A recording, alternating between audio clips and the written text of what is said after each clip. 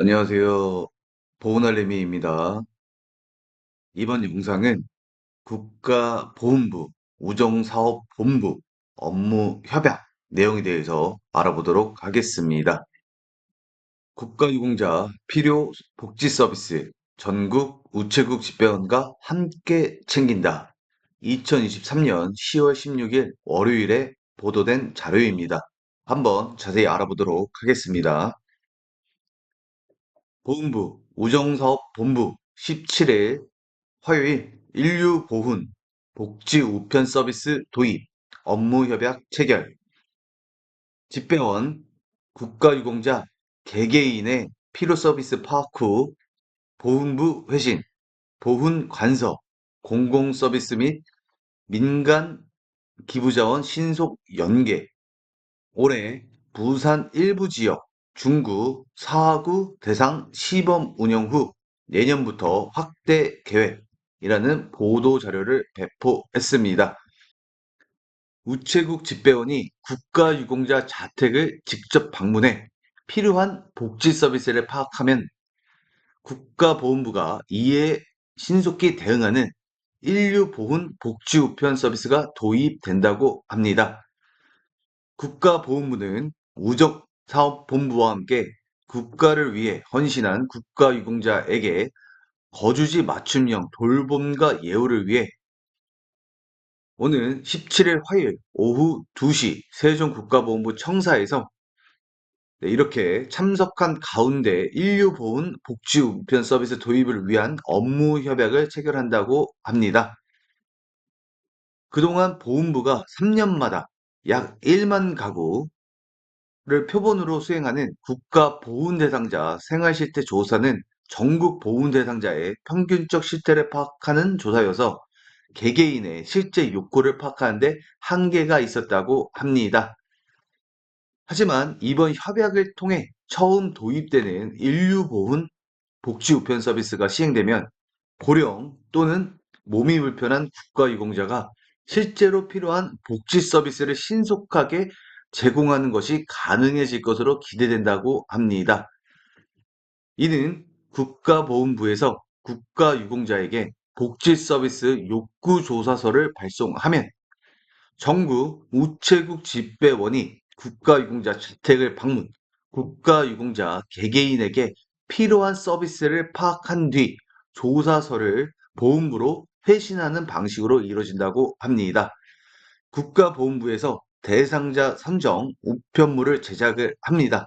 그러면 등기 우편을 발송을 하고 우정사업본부 집배원이 우편물 배달을 합니다. 시인이 이제 조사서를 작성을 한 다음에 다시 국가보훈부로 조사서를 회신을 하고요. 그러면 그 국가보훈부가 회신서를 파악을 한 다음에 복지 혜택을 제공하는 시스템으로 보시면 될 것 같습니다. 이후 보훈관서는 파악된 내용을 바탕으로 해당 국가유공자에게 공공서비스나 민간 기부 자원을 연계하는 등 신속한 대응에 나설 예정이라고 합니다. 국가보훈부와 우정사업본부는 올해 말까지 부산 일부 지역 중구, 사구 국가유공자 1,000가구를 대상으로 인류보훈 복지우편 서비스를 시범 운영한 뒤 내년부터 서비스 대상 지역과 가구를 순차적으로 확대할 계획이라고 합니다. 국가보훈부는 이번 인류보훈 복지우편 서비스는 국가유공자 고령화에 따른 건강과 생활 문제 등 필요한 보훈복지 서비스를 현장에서 파악하고 빠르게 대처함으로써 고독사와 사회적 고립 등의 위기에 세심하고 선제적으로 대응하기 위한 조치라며 국가본부는 국가를 위해 헌신하신 분들의 건강한 노후를 보내시면서 예우를 받을 수 있도록 더욱 노력하겠다고 밝혔습니다. 우정사업본부는 우편 서비스를 활용한 국가보훈 대상자에게 예우와 복지 강화를 위해 적극 노력할 예정이라면서 향후 국민들이 필요한 공적 역할을 확대하는 등 적극 행정을 위해 최선의 노력을 다하겠다고 강조했습니다.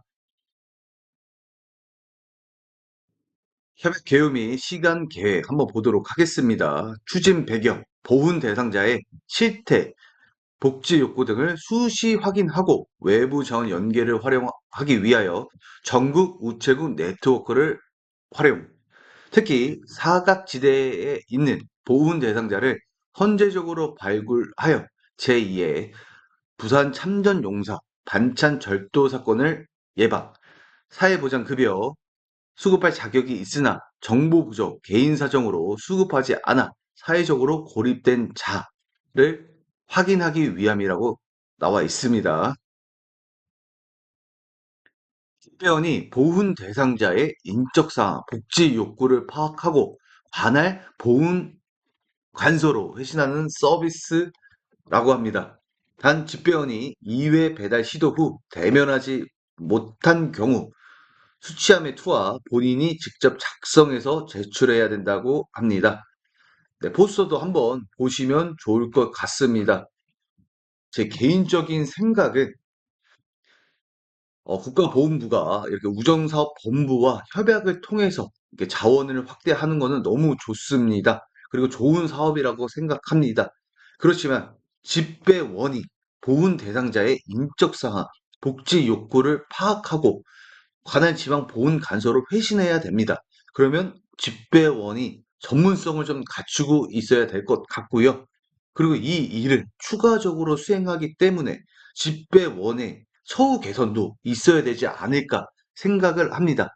그래야 이분도 추가적인 업무에 대해서 또 기분 좋게 일하지 않을까 생각이 듭니다. 전국 우체국 집배원과 함께하는 사업 좋습니다. 그렇지만 보훈부, 지방청에 우리 사회복지사분들, 보훈성기분들도 있습니다. 그분들도 전문가이기 때문에 그분들의 처우 개선, 그리고 인력 직원 등을 하신다고 하면 조금 더 좋은 서비스가 되지 않을까, 이 개인적으로 생각이 듭니다. 이번 영상 여기서 마치겠습니다. 감사합니다.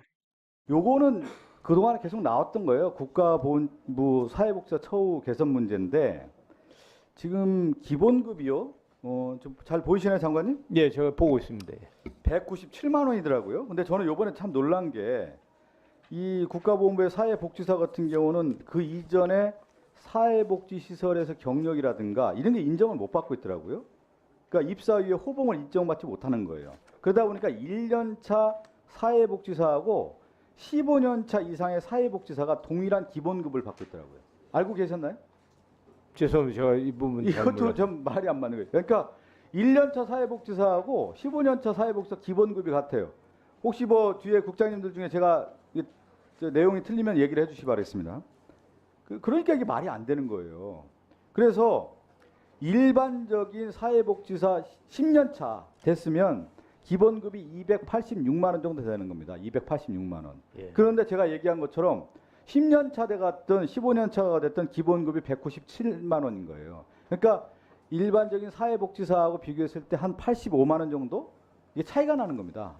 그러니까 이거 자체가 모순덩어리인 거죠. 이거 이 정도는 수정을 해줘야 되는 게 맞지 않나 싶어요. 사회복지사가 그렇게 많지도 않던데 국가보훈부에.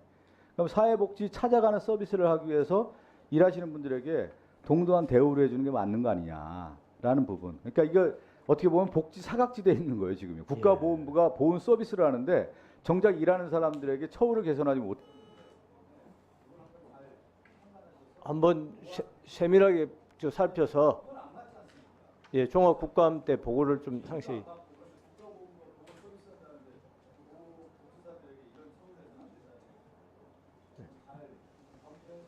보고를 드리겠습니다.